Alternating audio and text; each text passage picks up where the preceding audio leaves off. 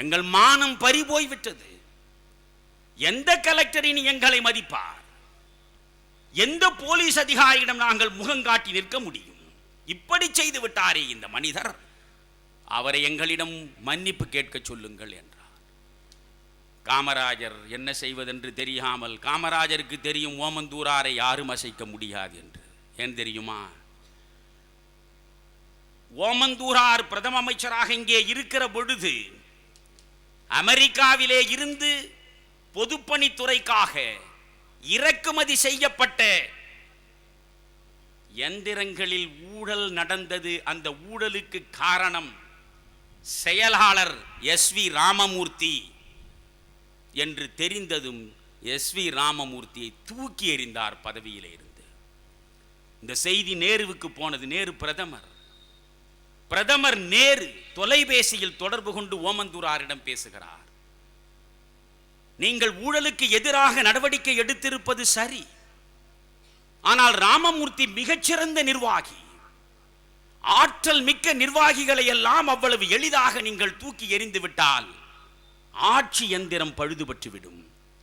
எனவே அவருக்கு உரிய சாதாரண தண்டனையை கொடுத்து விட்டு மீண்டும் அவரை வைத்துக் கொள்ளுங்கள் என்றார். சொன்னது யார்? நேரு.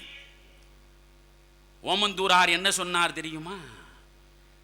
இந்த ராமமூர்த்தி விவகாரம் தவிர வேறு ஏதாவது உங்களுக்கு சொல்ல இருக்கிறது என்றால் சொல்லுங்கள், நான் கேட்டுக்கொள்கிறேன்.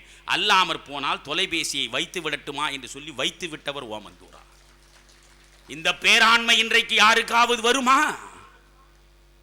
அதை நன்றாக அறிந்தவர் காமராஜ். அந்த காமராஜ் தயங்கி போய் தந்தி அடித்தார் ஓமந்தூராரிடம். சட்டமன்ற உறுப்பினர்கள் எல்லாம் ரொம்பவும் வருத்தப்படுகிறார்கள், நீங்கள் கொஞ்சம் வருத்தம் தெரிவிக்க வேண்டும் என்று சொல்கிறார்கள். காமராஜ், நான் என்ன தவறு செய்தேன்? சொந்த நலனுக்காக எந்த மனிதனும் ஆட்சி அதிகாரத்தில் இருப்பவர்களிடம் பரிந்துரைக்கு போகக்கூடாது என்று சொன்னேன், அவ்வளவுதானே.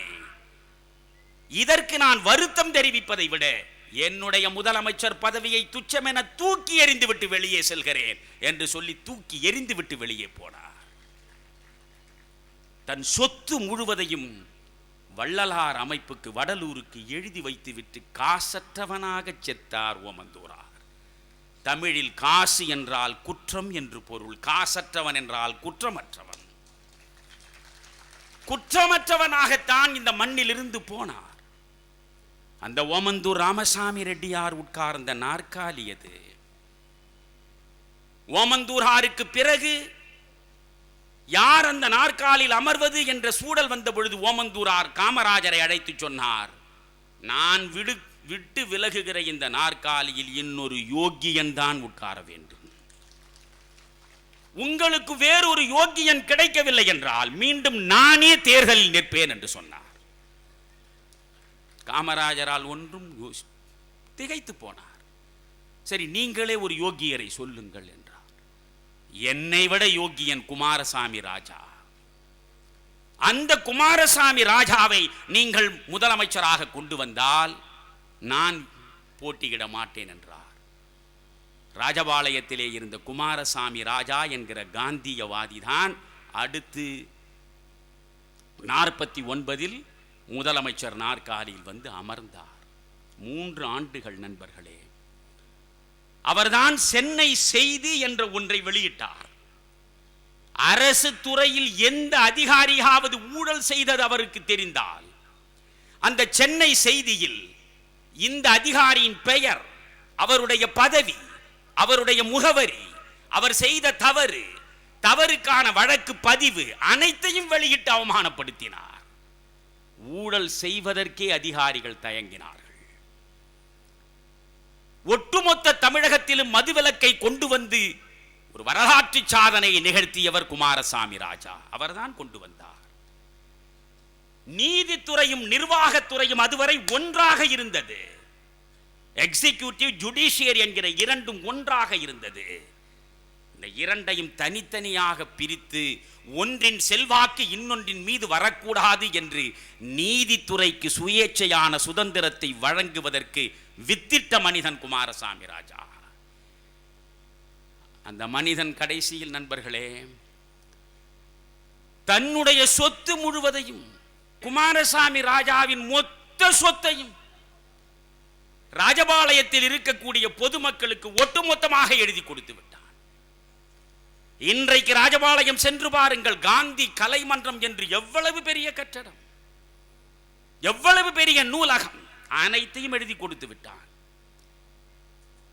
ஒன்றுமில்லாமல் உட்கார்ந்து கொண்டிருக்கிற குமாரசாமி ராஜாவிடம் பாரதியாருக்கு எட்டயபுரத்திலே மணிமண்டபம் கட்ட வேண்டும் என்று நிதி திரட்டுவதற்காக கல்கி எழுத்தாளர் புறப்பட்டார். ஒரு யோகியனிடம் முதலில் நிதி வாங்க வேண்டும் என்று நினைத்து சென்னையிலே இருந்து ராஜபாளையம் சென்று குமாரசாமி ராஜாவை சந்தித்து, முதலில் நீங்கள் தான் இந்த நிதி வழங்கும் பட்டியலை தொடங்கி வைக்க வேண்டும், உங்கள் பணத்தை போடுங்கள் என்றார். குமாரசாமி ராஜா உள்ளே இருந்து தன் வங்கி கணக்கை கொண்டு வந்து கொடுத்தார். இந்த வங்கியில் 50 ரூபாய் இருக்கிறது, மற்ற எல்லாவற்றையும் மக்களுக்கு எழுதி கொடுத்து விட்டேன், இந்த 50 ரூபாயை பாரதியாருக்கு கொடுத்து விடுகிறேன். ஒரு கோடி கோடியாய் இருக்கக்கூடிய குடும்பத்தில் பிறந்தவன் ஒரு சொத்தும் இல்லாமல் செத்து போனானே, அந்த மனிதன் உட்கார்ந்த நாற்காலி தான் தமிழகத்தின் முதல்வர் நாற்காலி. 52 அவர் தோற்றார். அதுதான் வேடிக்கை. நல்லவனை எப்பொழுதுமே நாம் வெற்றி பெற செய்வதில்லை. இவன் நல்லவனா? இவன் தனக்கென்று வாழாதவனா? இவன் மண்ணின் மக்களுக்காகவே தன்னை அர்ப்பணித்துக் கொண்டவனா? கூடாது, கூடாது. இவனை தோற்கடித்து விட்டுத்தான் அடுத்த வேலை பார்க்க வேண்டும். தோற்கடித்தோம். நண்பர்களே, அந்த குமாரசாமி ராஜாவுக்கு பிறகு மீண்டும் ராஜாஜி அமர்ந்தார். ராஜாஜியை பற்றி உங்களுக்கு சொன்னேன். 54 காமராஜ் வந்து அமர்கிறார். ராஜாஜியின் குலக்கல்வி திட்டத்திற்கு எதிராக பெரியார் மூட்டிய நெருப்பு ராஜாஜியின் பதவியை பறித்தது. காமராஜர் அந்த நாற்காலில் வந்து அமர்ந்தார். ஏன் காமராஜரை நான் என் நெஞ்சுக்குள்ளே வைத்து நிகழ்கிறேன்? மாநில கல்லூரியில் மாணவனாக நுழைந்த பொழுது கண்ணதாசன் எனக்கு காட்டிய அந்த காமராஜர் தாலாட்டில் நான் கண்ட காமராஜரை இன்று வரை நான் கடவுளுக்கு நிகராக நினைப்பதற்கு ஒரே காரணம் என்ன? 1940 1954 முதல்வர் நாற்காலில் அமருகிற வரையில் 14 ஆண்டு காலம் இடைவெளி இல்லாமல் தமிழ்நாடு காங்கிரசின் தலைவராக இருந்த மனிதன். அவரே விரும்பி ஒரு 6 மாத காலம் அடுத்தவன் இருக்கட்டும் என்று கொடுத்ததனால் டாக்டர் சுப்பராயன் இருந்தார். 6 மாத காலம் அவராலே தலைவராக இருக்க முடியவில்லை. மீண்டும் காமராஜரிடம் கொடுத்து விட்டார். 14 ஆண்டுகள் தமிழ்நாடு காங்கிரசின் தலைவர், 12 ஆண்டுகள் நாடாளுமன்ற உறுப்பினர், 15 ஆண்டுகள் தமிழகத்தின் சட்டமன்ற உறுப்பினர், 9 ஆண்டுகள் இன்று வரை எவனும் சாதிக்காத சாதனைகளை நிகழ்த்திய பொற்கால ஆட்சியை கொடுத்த தமிழகத்தின் முதல்வர். 2 முறை சங்ககாலம் தொட்டு இன்று வரை எந்த தமிழனும் தொடாத உச்சத்தை தொட்ட ஒரே தமிழன் காமராஜ். 5 முறை 5 ஆண்டு காலம் அகில இந்திய காங்கிரஸ் தலைவராக இருக்கிற பொழுது 2 முறை இந்திய பிரதமர்களை உருவாக்குகிற மனிதனாக உயர்ந்து நின்றவன்.